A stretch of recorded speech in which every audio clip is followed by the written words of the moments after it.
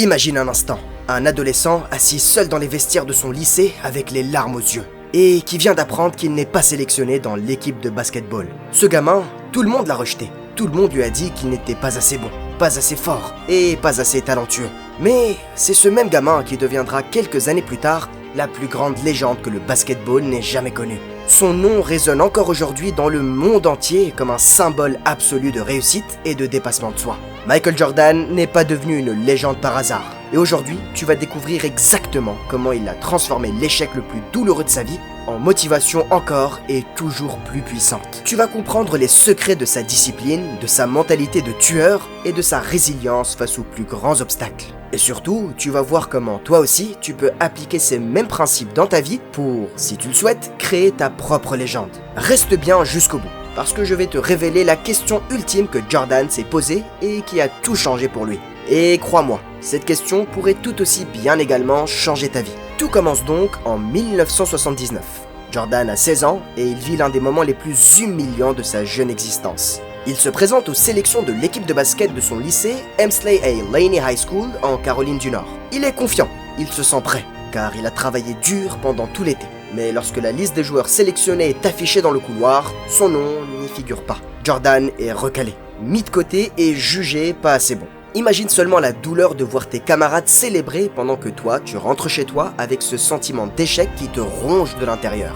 La plupart des gens auraient abandonné et auraient rangé leur basket au placard pour de bon. Mais Jordan, lui, n'y avait même pas songé. Car ce moment de profonde tristesse est devenu le carburant le plus puissant de toute son existence. Et au lieu de baisser les bras, il a transformé ses douleurs énormes en une détermination inébranlable. Il s'est entraîné comme un acharné, chaque jour, sans relâche et parfois même jusqu'à l'épuisement total.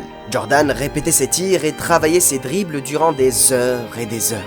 Car il avait à cœur de perfectionner chaque aspect de son jeu pour ne plus jamais connaître ce profond sentiment de désespoir. Et grâce à ses efforts et à sa persévérance, l'année suivante, il parvient enfin à intégrer l'équipe de basketball du lycée. Et puis commence naturellement à montrer les signes de ce qu'il deviendra quelques années plus tard. Mais avant de continuer cette histoire incroyable, j'ai besoin de toi pour quelque chose d'important. Si cette vidéo te parle, si l'histoire de Michael Jordan résonne véritablement en toi, si toi aussi tu veux devenir la meilleure version de toi-même, alors abonne-toi à cette chaîne et active la cloche de notification. Mais pourquoi faire, voyons? Tout simplement parce que chaque abonné, chaque notification activée, donne de la force à cette chaîne et me permet de te créer encore plus de contenu inspirant comme celui-ci. Grind to Glory, c'est une communauté de personnes qui combat la médiocrité sous toutes ses formes et qui travaillent pour transformer leurs échecs passés en futures victoires. Tout ça, pourquoi à ton avis?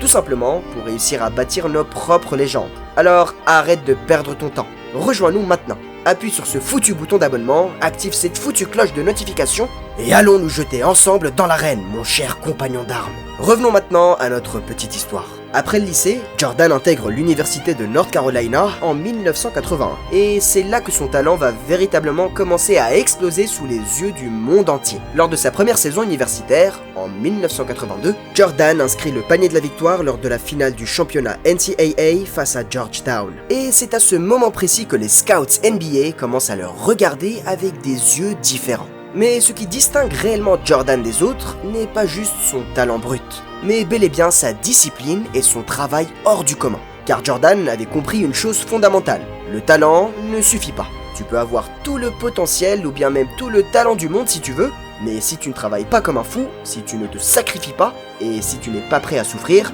alors ton fameux talent dont tu te vantes tant et dont tu es si fier n'atteindra jamais son plein potentiel. Jordan était le premier à l'entraînement et le dernier à partir.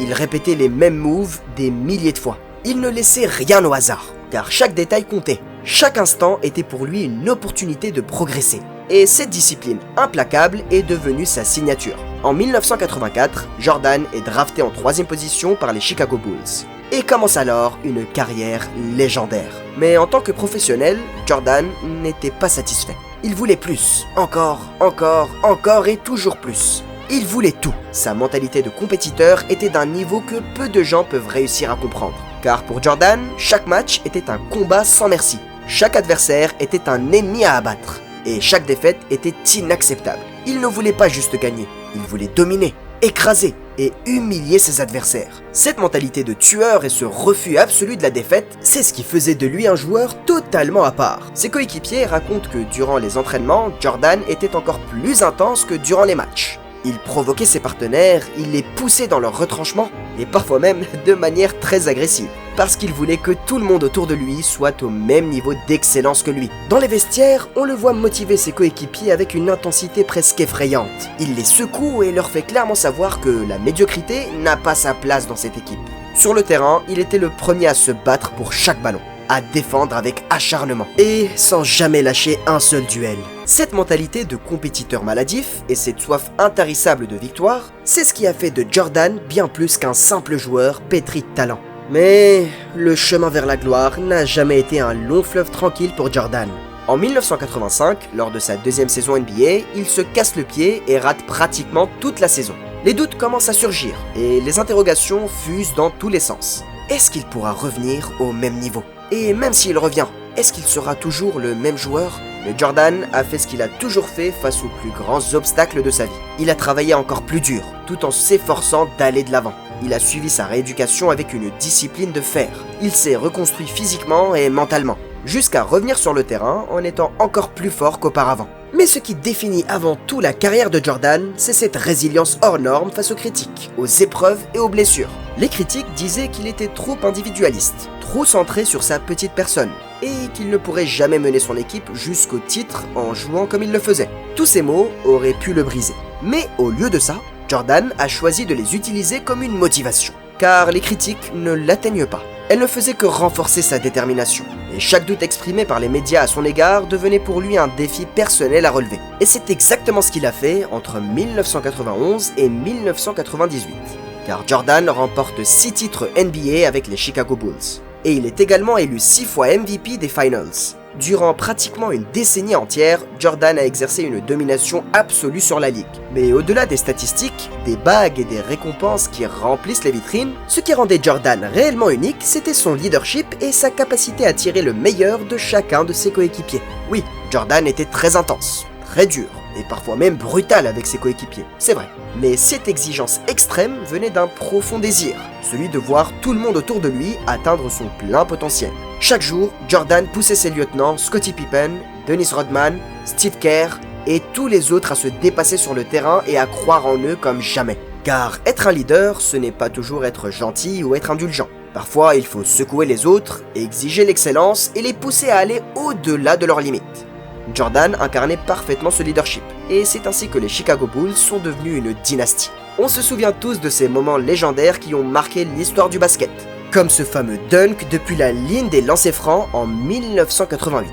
Une image devenue iconique, gravée dans la mémoire collective. Son jeu en post-up, ultra dominant, où il utilisait une technique quasi parfaite pour scorer face aux meilleures défenses de la NBA. Sans oublier toutes ces passes incroyables qu'il délivrait à ses coéquipiers dans les moments cruciaux, prouvant à tous ses haters qu'il n'était pas seulement un scoreur égoïste. Et bien sûr, ce shoot contre le Utah Jazz en 98, qui offre à Jordan et aux Chicago Bulls leur 6e titre, reste l'un des instants les plus marquants de toute l'histoire de la NBA.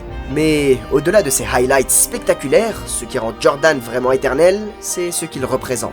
Jordan représente la transformation de l'échec en succès, la discipline qui forge les plus grands champions, la mentalité de tueur qui distingue les bons joueurs de ceux qui deviennent des légendes, la résilience face aux plus grands obstacles, le refus d'abandonner même lorsque tout semble perdu ou contre nous, un leadership qui pousse les autres à se surpasser et à croire en leurs valeurs. Et maintenant arrive le moment le plus important de cette vidéo, celui où tu dois te poser les bonnes questions, car l'histoire de Jordan n'est pas un simple conte de fées. Ce n'est pas quelque chose que tu écoutes, puis que tu oublies, sans jamais t'en souvenir. C'est une leçon que tu dois comprendre et appliquer. C'est un miroir dans lequel tu dois te regarder. Qu'est-ce que tu fais de ta vie ? Est-ce que tu es en train de construire ta propre légende, ou est-ce que tu vas laisser les échecs te définir ? Peu importe le domaine dans lequel tu évolues, sur un terrain de basket, dans tes études, ton travail ou même ta vie personnelle, les mêmes principes s'appliquent. L'échec n'est pas une fin, c'est un tremplin, une opportunité de rebondir plus fort, plus haut, et de devenir encore plus déterminé. La discipline et le travail acharné sont les seules armes capables de transformer ton potentiel en réalité.